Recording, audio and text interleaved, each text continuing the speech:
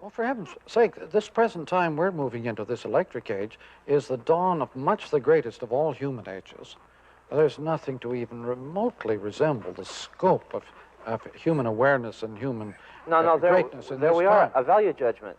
Yeah, no, this is quantity. Marshall, most people make their judgments in terms of quantity. Now, I'm merely saying quantitatively, this is by far the greatest human age. What further valuations would you wish to have brought to bear? Well, I thought when you said greatest, you meant finest. That is, it would be biggest, more admirable than Renaissance, Florence, or something. Do you mean biggest? Yes, we're 1,000 times greater than the Victorian age. in size. In size. But not in quality. I don't know. You don't know.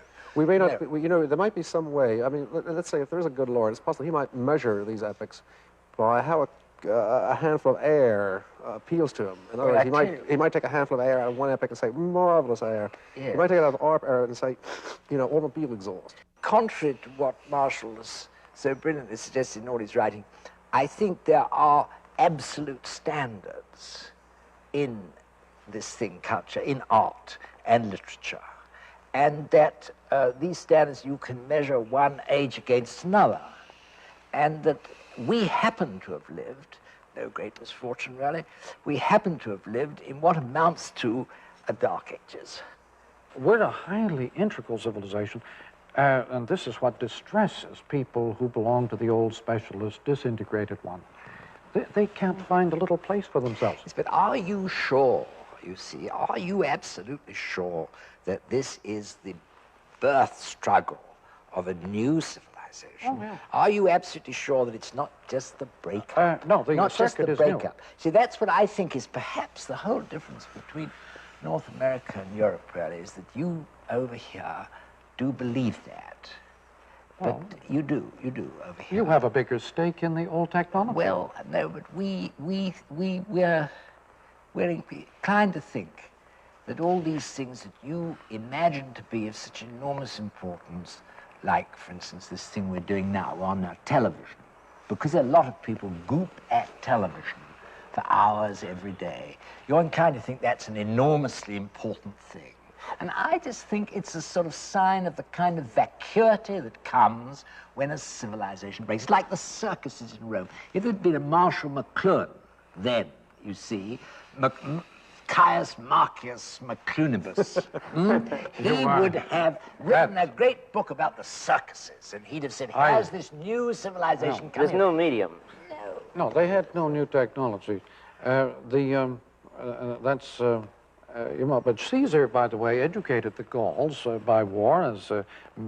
This is the approved Western method of educating backward areas, is warfare.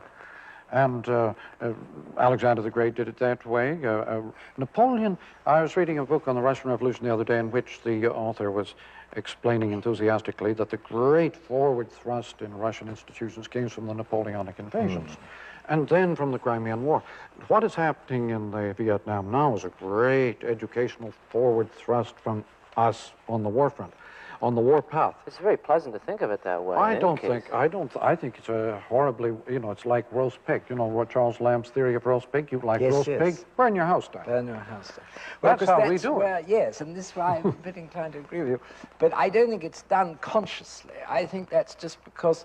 Oh, no, we never do anything consciously. No. Would you say that this North American society is basically optimistic still? Yes, and I would. European is basically pessimistic? In a very general term, I would. I mean, the thing is that because I think, and here I'm rather sticking my neck out, but I'm going to say this, and Marshall may disagree with me very strongly, but I'm going to say this, that you over here do believe that the environment that men create governs their nature and their lives. And I don't believe in that. I think that this is only a very small part.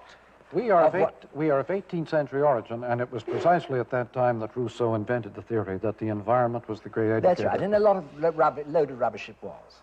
Absolute rubbish. However, which has produced the present chaotic situation. Nature as a teaching machine is now capable of being programmed by human intention. Yes, but you see, these, in a way, Marshall, that's only just words, isn't No. it? I mean, you program it You mean like men program computers? You mean they put in something and then the computer... But you see, that's a non-creative But it's like programming lighting levels, sound levels, temperature levels. Yeah, but is this a pleasant idea? Not life. Is this an idea to be welcomed? This is, well, whether it's welcomed or not, my great point that I'm trying to make is that is not life, that's a surface thing, you see.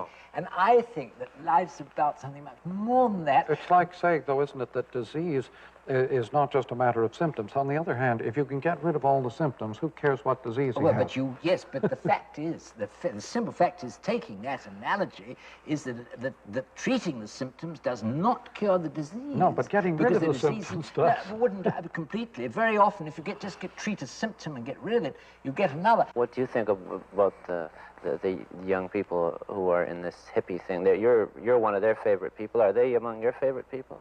Well, I can't say that I have given them too much cause for comfort, or I haven't done very much beside just observe what sort of form their behavior seems to indicate is behind their life.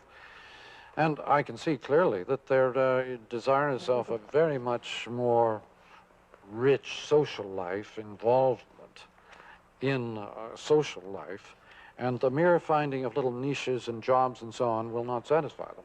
Aren't they becoming tribalized the way you say the whole world is, and they are actually doing it? Tribal, and they even use the word, don't they? I don't know, but tribal is not a new form exactly. But post-literate tribal is a very different matter from pre-literate tribal. And we're tribalizing simply by virtue of a much closer family, a sense of the human family. In this part of the world, you are inclined to say, now, as Marshall does, 200 years ago, printing was invented. Then, 500. 500 years ago, printing was invented.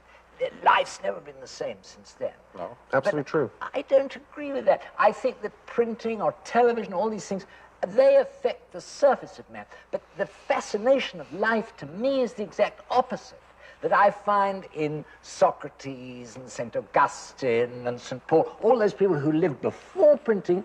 But not before writing. Or, well, if you like. By the way, there's a wonderful book by Eric Havelock called Preface to Plato, in which he just mentions in passing that what Socrates' great contribution was to the dialectic was the ability to say, would you mind repeating that, please? The Socratic irony, the Socratic questioning was a playback. With the coming of writing, the possibility of playback came into human society for the first time. Socrates was very much a product of technology, new technology. Well, I wouldn't dispute that, Marshall. I wouldn't presume to dispute it. But what I would say is that if you, as far as I've been able in a very sort of amateur way, to read and think about the various contributions to knowledge which have been produced at different times, the thing that astonishes me about them is the huge area which is the same, which is constant, and how narrow is the area that belongs to particular environmental changes, whether a civilization is in a very stable or advanced state, or whether it's in a chaotic state. There are two questions that you can ask about life, really. You can ask the question how, and you can ask the question why. Now, I'm passionately interested in the question why, and I'm not much interested in the question how. What about but I think you over here are enormously interested in the question how. Remember the phrase polite society when that came in? This historically meant a society that established its values on the word or the behavior that was capable of inspection, that would bear looking at. And polite society no longer is with us because we no longer live in a visual culture. And so the values of polite society are for the birds. And I'm not free of the nostalgic look back at some of those old values. On the other hand, I can see why they've gone down the drain, and I can see why new ones are forming right under our noses, and I can see why the new ones create such revulsion, total recoil.